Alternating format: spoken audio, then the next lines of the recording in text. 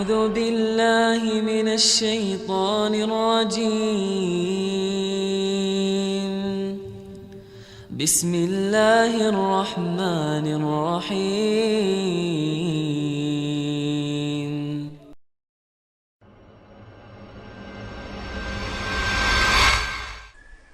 Kenapa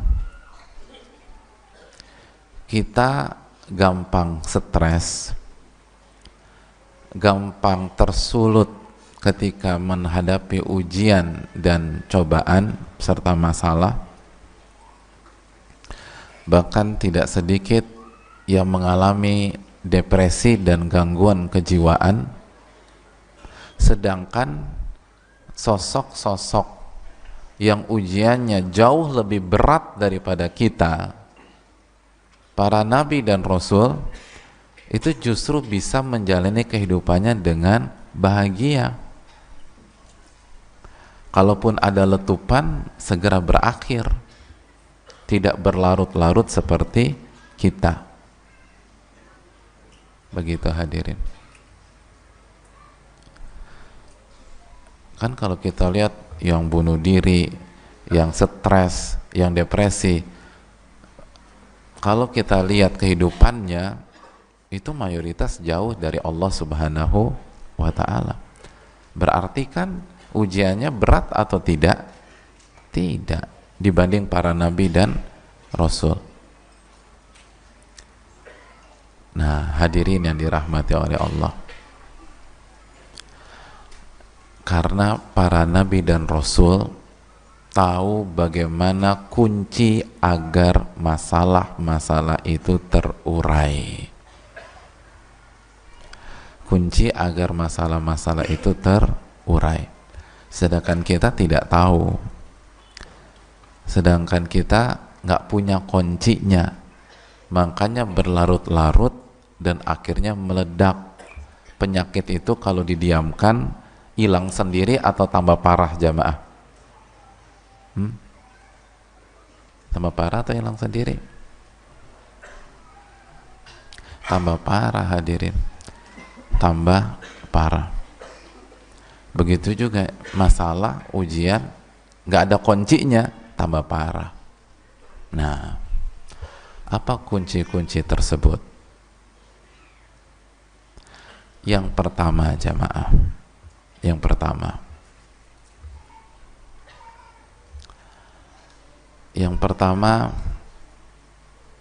kunci mengurai masalah adalah ilmu.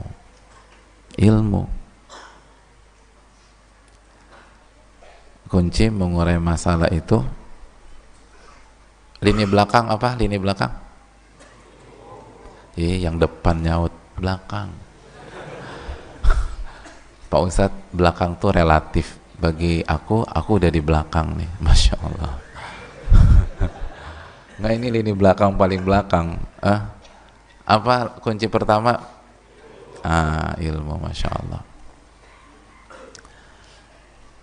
Yang membuat seseorang itu bertahan, dikasih masalah bertubi-tubi, ujian bertubi-tubi, itu ilmu. Setelah taufik dari Allah Subhanahu wa ta'ala. Allah berfirman dalam surat Al-Kahfi ayat 68, menukilkan ucapan Nabi Khadir, menjelaskan penyebab kenapa Nabi Musa alaihissalam tidak bisa bertahan dengan diri beliau, tidak sabar untuk berkomentar. Apa kata Nabi Khadir yang Allah hikayatkan di dalam Al-Quranul Karim? Wa kaifa tasbiru ala ma lam tuhit bihi khubra. Wahai Musa, bagaimana Anda bisa sabar, bagaimana Anda bisa bertahan sedangkan Anda tidak tahu ilmu dari masalah yang sedang Anda hadapi? Ilmu hadirin. Orang itu bisa menghadapi ujian itu bukan karena ujiannya mudah, tapi karena dia tahu ilmunya. Nah, itu yang sering kita keliru. Banyak di antara kita berpikir mereka gagal karena ujiannya berat. Beda sama tetangganya yang sukses, ujiannya sedikit. Keliru. Intinya bukan berat atau mudahnya ujian, tapi intinya ketika Anda dapat ujian, Anda tahu ilmunya apa enggak. Sekali berNabi Musa, satu dari 5 manusia terbaik di muka bumi ini, ulul azmi minar rusul, begitu tidak tahu ilmu tentang syariat Nabi Khadir, tidak bisa bertahan, tidak bisa bertahan. Padahal belum banyak masalahnya, baru dapat berapa masalah Nabi Musa? Baru berhadapan, baru dapat 3 masalah, nggak bertahan. Ini yang kita lupakan, jamaah.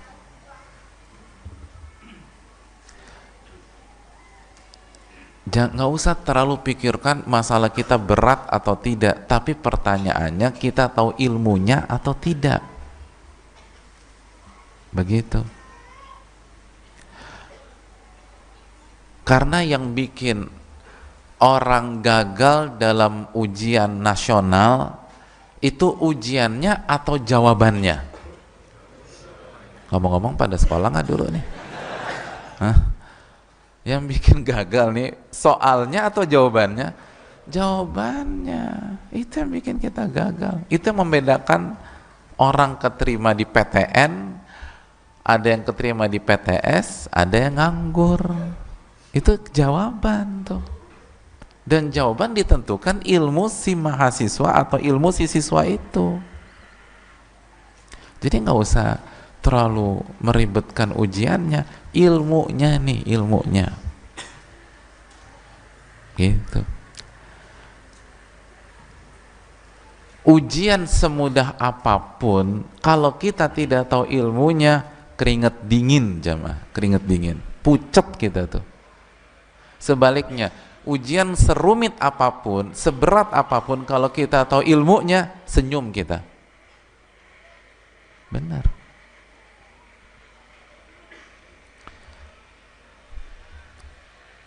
Kalau detik ini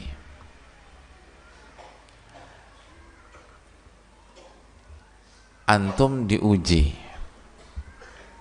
ujiannya sebutkan rumus luas trapesium. Siapa yang tahu? Hah? Ya udah, nggak usah trapesium, jajaran genjang. Kan? Bingung kan? Ini pertanyaan lepas. Kalau ustadznya tunjuk mukanya pucet tuh, ya Allah, trapesium apa tuh kan gitu ya. Ini antum bisa ketawa karena pertanyaannya lepas ke forum. Coba ditunjuk langsung muka, antum, itu antum, apa jawabannya? Gitu, apa muka ustadznya marah-marah lagi gitu. Oh pucet tuh jamaah. Ya Allah, lupa gitu loh. Saya mau tanya, itu soal tadi, soal berat atau soal mudah? Mudah, itu level anak SD. Bangun ruang kan anak SD. Coba tanya anak antum yang SD atau keponakan antum yang SD, insya Allah tahu. Itu soal mudah. Tapi karena kita udah lama nggak buka buku matematik, ilmunya lupa, pucat. Gitu. Saya mau tanya, terakhir antum buka buku matematika bangun ruang tahun 1900 berapa? Kan udah lama, lupa kita tuh, ya Allah. Itu tuh dikasih ujian mudah, lu nggak lama nggak baca, bingung kita, ya Allah.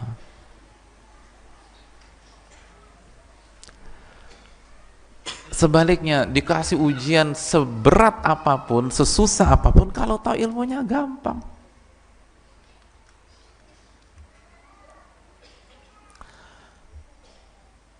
waktu sekolah dulu jamaah, pelajaran paling sulit apa? Olahraga. Wow, masya Allah. Berarti anak eksak semua di sini nih. Pelajaran tersulit apa? Atau pelajaran favorit apa? Favorit? Olahraga, masya Allah. Pelajaran tersulit? Pelajaran tersulit apa? Oh, kimia. Pokoknya 3 besar selalu matematik, kimia, fisika gitu ya. Itu kayak di mana-mana tuh kompak orang Indonesia. Matematik, fisika, kimia, masya Allah. Dulu tuh waktu saya SMA, pelajaran favorit saya justru fisika. Kalau kosong, kimia. Kalau pas lagi kosong, matematik kalau lagi kosong. Pokoknya pelajaran kosong itu favorit saya. Tapi jangan ditiru lah. Hadirin ya, besok ujian fisika. Besok ujian fisika. Udah paling susah deh ujian fisika. Kalau ada gurunya, saya sama kayak antum, susah banget nih pelajaran.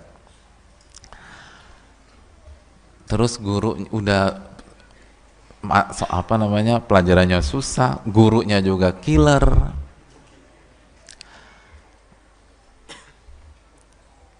Dan beliau kasih ujian fisika hanya dikasih 1 soal gitu loh.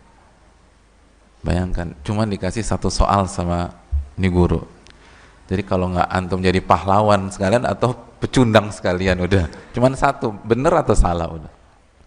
Dan itu ujian terberat. Begitu hari H, hari ujian, kita buka lembaran ujiannya, ternyata soalnya soal tersulit sedunia menurut kita. Kita nggak pernah dapat soal sesusah itu. Tapi ternyata soal ujian fisika itu persis dengan apa yang kita baca tadi malam ketika kita belajar sampai jam 2:30 pagi, walaupun baru mulai jam 2 gitu loh. Jadi jam 2 kaget bangun baca-baca setengah jam, bismillahirrahmanirrahim, akhirnya tidur lagi dia. Tapi itu yang keluar, bukan yang lain, itu yang keluar. Ya buat apa antum belajar semalaman nggak ada yang keluar, kan percuma. Mendingan setengah jam itu yang keluar. Pertanyaannya, ketika kita membuka ujian tersebut dan ujian tersebut adalah soal tersulit sedunia menurut kita, tapi sesuai dengan apa yang kita baca sehingga kita punya ilmunya, pada saat kita menjalani ujian itu kira-kira sambil pucet atau tersenyum? Senyum, hadirin. Bahkan bukan hanya tersenyum, kita tebar pesona. Kita ngeliat ke kanan, senyum, lihat ke kiri, senyum. Dan kita semakin puas ketika ngeliat ke kanan, teman kita pucat. Lihat ke kiri, keringet dingin. Masya Allah, puas gitu. Senang kita. Saya ingin tanya, itu ujian yang di depan kita dengan ujian sebelah kanan, sebelah kiri kita sama apa beda? Sama. Tapi kenapa kita senyum dia pucat? Karena beda ilmu, gitu. Jadi jangankan selesai, masih ngejalanin aja udah seneng kita. Lagi ngejalanin, lagi proses diuji nih, seneng kita. Begitu selesai kita keluar seperti pahlawan perjuangan kemerdekaan. Oh, bangga banget kita.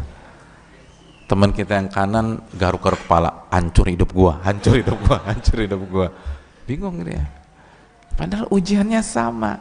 Kenapa yang satu senang, yang satu hancur? Karena ilmunya beda. Itu hadirin. Ini yang dilupakan banyak orang. Dia pikir dia akan bertahan kalau ujian hidupnya mudah, atau dia hancur karena ujian hidupnya berat. Tidak. Salah satu faktor utama Anda hancur, Anda tidak tahu ilmunya. bukan karena ujian Anda berat. Para nabi lebih berat dari Anda, berhasil jadi orang-orang terbaik. Ulama lebih berat hidupnya daripada Anda. Imam Ahmad itu kan ujiannya Masya Allah, hadirin.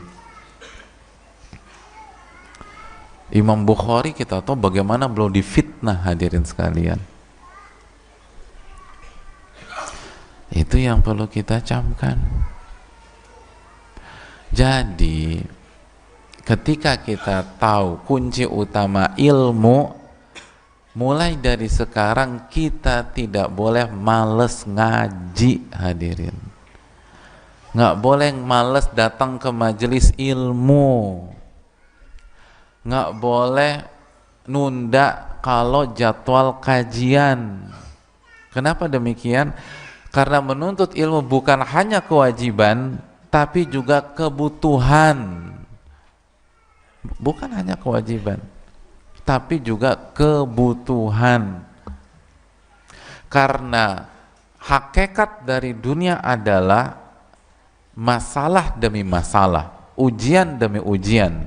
Masih ingat hadis yang dikeluarkan Imam Tirmidzi ketika Nabi kita SAW memberikan sebuah ilustrasi, memberikan sebuah visualisasi, sebuah kotak, lalu beliau tarik garis sampai keluar dari garis kotak tersebut, lalu beliau kasih garis-garis pendek, lalu Nabi SAW mengatakan, ini adalah ujian dan masalah.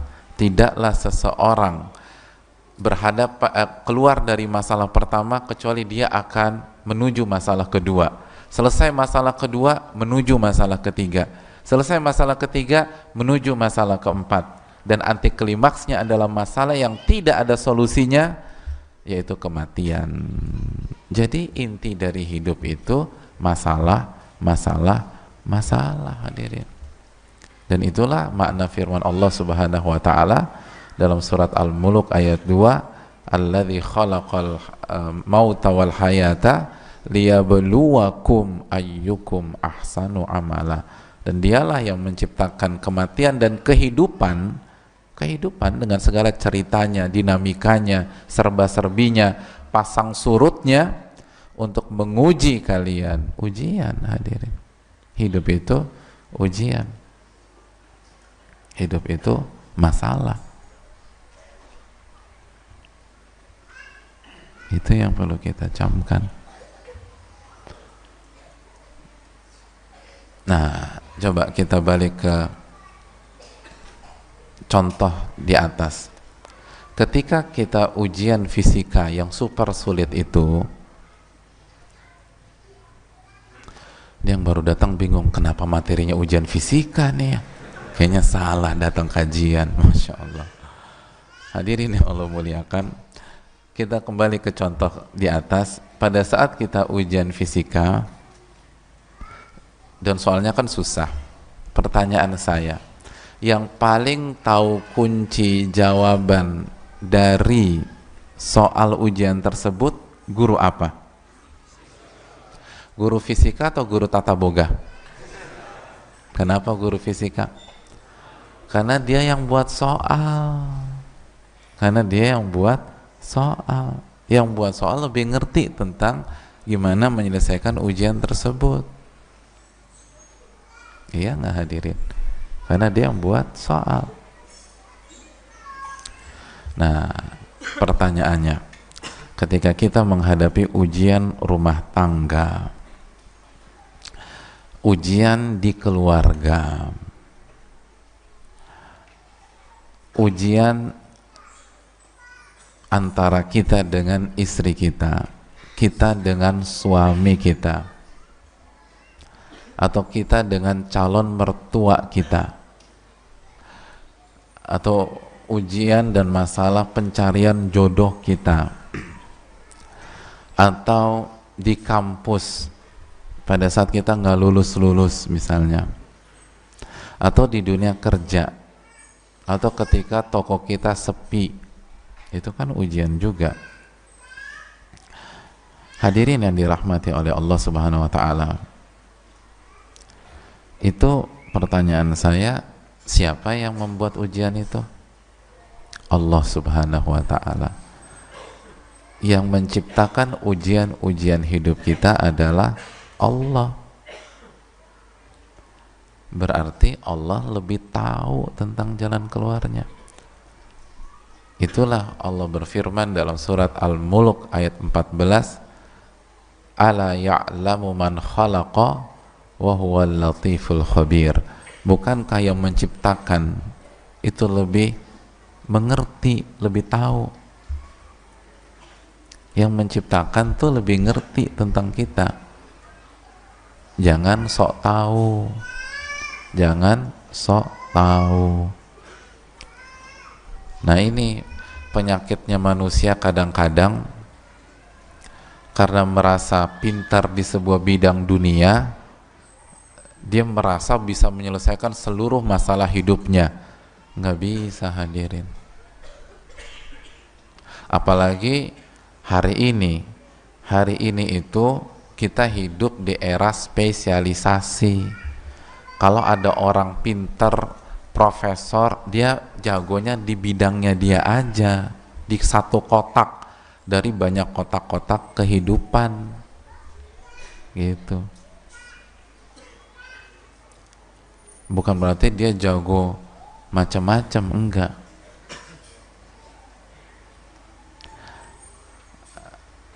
S3 Fakultas Bisnis lalu IPK-nya 3,9,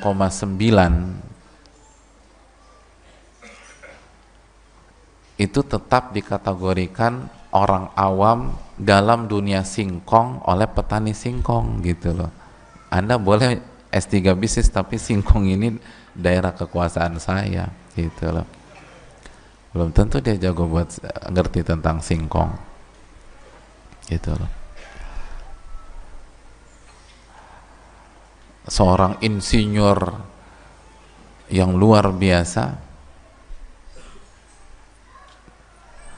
yang jago banget, itu di dunia sate kambing misalnya kalah sama sate kambing siapa? Payani ya. Nah itu Payani itu, Masya Allah, orang awam dia di dunia persatean. Iya, tapi kan manusia gitu, kalau misalnya merasa sukses aja di sebuah bidang, kayaknya tahu semua, akhirnya agama pun nggak mau belajar. Dipikir dia bisa selesaikan seluruh masalah hidupnya dengan ilmu dunianya yang cuman setitik itu doang. Padahal enggak. Yang menciptakan segala masalah hidup kita adalah Allah, dan penciptanya lebih tahu tentang solusinya. Maka langkah pertama adalah belajar, belajar, belajar. Innamal ilmu bitta'allum, kata Nabi SAW. Ilmu itu didapat dengan cara dipelajari. Jadi kita harus belajar. Datang ke majelis-majelis ilmu, hadirin. Datang ke majelis-majelis ilmu. Nggak boleh malas. Karena yang butuh kita. Yang butuh kita. Kita yang butuh ilmu. Agar kita bisa berhasil di dunia dan di akhirat. Dan belajar istiqomah. Belajar harus istiqomah, rutin. Dan yang dimaksud rutin, volumenya, frekuensinya tuh bagus. Saya rutin Pak Ustadz, setahun sekali. Itu mah bukan rutin. Rutin setahun sekali, seminggu sekali gitu loh. Dan alhamdulillah bapak-bapak, ibu-ibu dikasih nikmat yang sangat luar biasa. Adanya ustadz atau ahli ilmu yang berada di tengah-tengah kita. Oh, itu susah, hadirin. Itu nikmat, kata para ulama. Makanya kata Al-Imam Asy-Syafi'i, salah satu mazhab Syafi'i, apa kata beliau? Kita tidak boleh tinggal di daerah yang tidak ada ulamanya. Kenapa? Karena kita akan hancur nanti. Masalah-masalah hidup kita nggak ada yang bisa terpecahkan. Walaupun kata para ulama usul fikih pada hari ini, dengan sarana komunikasi yang canggih pada hari ini itu bisa tersolusikan dengan media-media lain. Tapi alhamdulillah nih ada ustadz-ustadz kita gitu loh. Ada Ustadz Abdullah, ada Ustadz Zaid, ada Ustadz Asas dan lain-lain. Maksimalkan, belajar dari ahli ilmu kita dan ustadz-ustadz yang lain juga yang mengajarkan kepada sunnah Nabi Sallallahu Alaihi Wasallam. A'udzu billahi minasy syaithanir rajim. Bismillahirrahmanirrahim.